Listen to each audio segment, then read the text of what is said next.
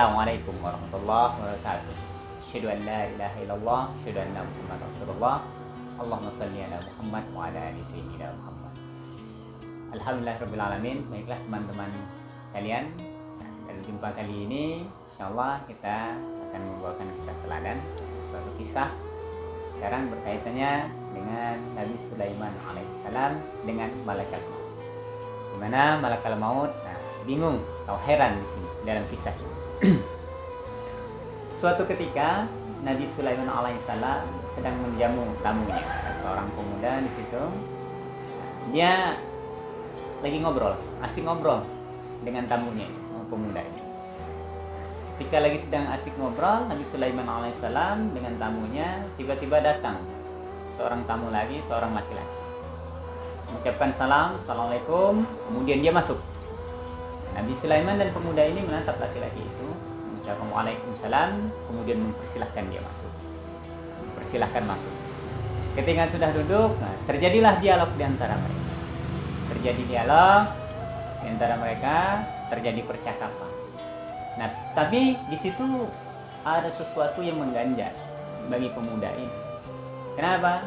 Ini tamu tadi, seorang laki-laki yang baru datang ini duduk, kemudian dia menatap tajam kepada lelaki di samping Nabi Sulaiman. Dia menatap dengan tatapan sangat tajam, memperhatikan dari ujung rambut sampai ujung kaki, diperhatikan, ditatap dengan tajam.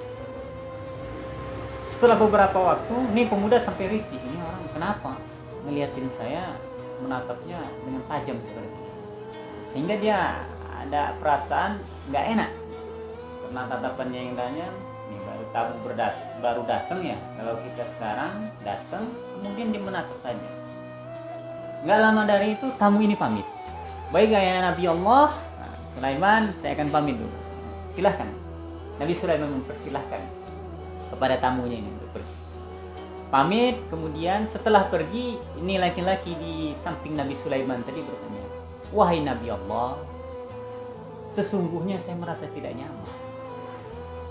Kenapa? Kata Nabi Sulaiman. Laki-laki itu tadi memandangi saya sangat tajam, sehingga seolah-olah matanya ingin menusuk. Kemudian Nabi Sulaiman alaihissalam berkata, apakah kamu tahu siapa laki-laki itu? Nih, muda, saya nggak tahu ya Nabi Allah. Laki-laki itu adalah malakul maut. Wah, ini pemuda langsung berubah wajahnya pucat ketika itu. Apa? Dia takut. Katanya, ya Nabi Allah, apakah dia datang untuk mencabutku? Apakah dia datang untuk mengambil nyawaku? Kata Nabi Sulaiman, iya memang kalau nyawa itu, ajal itu sudah akan datang, maka ketika dia akan datang dan manusia tidak bisa menghindar. Kemudian laki-laki ini memohon kepada Nabi Sulaiman alaihissalam. Apa katanya? Ya Nabi Allah, kamu diberikan kemuliaan oleh Allah, kamu diberikan keberkahan oleh Allah, bisa memerintahkan makhluk Allah. Salah satunya apa? Salah satunya adalah angin. Maka tolong perintahkan angin untuk membawaku jauh dari sini agar menghindari malakal maut. Kata Nabi Sulaiman, apakah kamu ikut menghindari maut? Tidak, setidaknya saya berusaha dulu kali ini.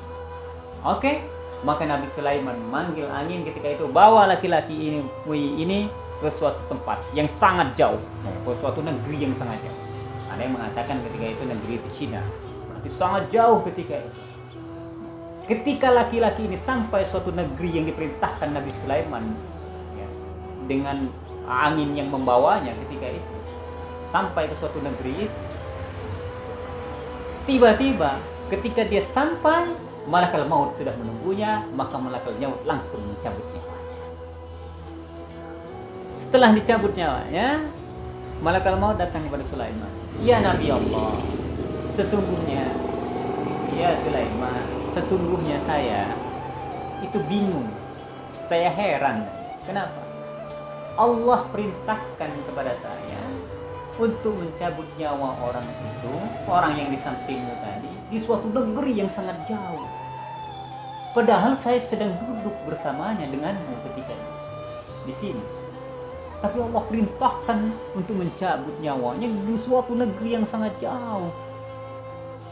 Ternyata ketika aku langsung mengikuti perintah Allah, aku berpamitan kepadamu untuk mengambil nyawa dari suatu negeri itu. Baru sampai aku di sana, dia juga tiba-tiba sampai, maka aku cabut nyawa. Dia sudah meninggal. Itulah ceritanya bahwasanya al-maut, kematian itu adalah hak Allah.